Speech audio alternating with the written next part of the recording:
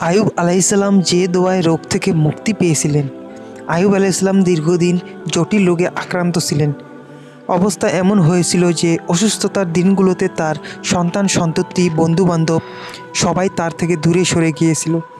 অবশেষে তিনি মহান আল্লাহ রব্বুল আলমিন আল্লাহ তালার কাছে দোয়া করেছিলেন।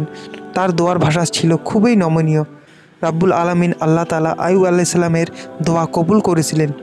দোয়াটি পবিত্র কুরআনে আল্লাহ তালা তুলে ধরেছিলেন। আন্নি মাসানিয়াদ দরুরু ওয়া আন্তা আর হামার রাহিমিন। অর্থ, আমি তো দুঃখে কষ্টে পড়েছি আর আপনি তো সর্বশ্রেষ্ঠ দয়ালু।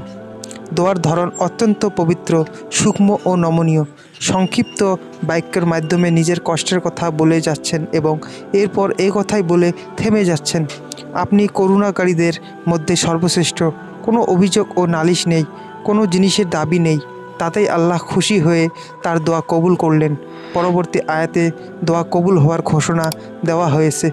ইরশাদ হয়েছে, অতঃপর আমি তার ডাকে সাড়া দিলাম, তার দুঃখ কষ্ট দূরে করে দিলাম, তাকে তার পরিবার পরিজন ফিরিয়ে দিলাম এবং আরও দিলাম তার সঙ্গে তাদের সমপরিমাণ আমাদের পক্ষ থেকে বিশেষ রহমত রূপে এবং ইবাদতকারীদের জন্য উদাহরণস্বরূপ।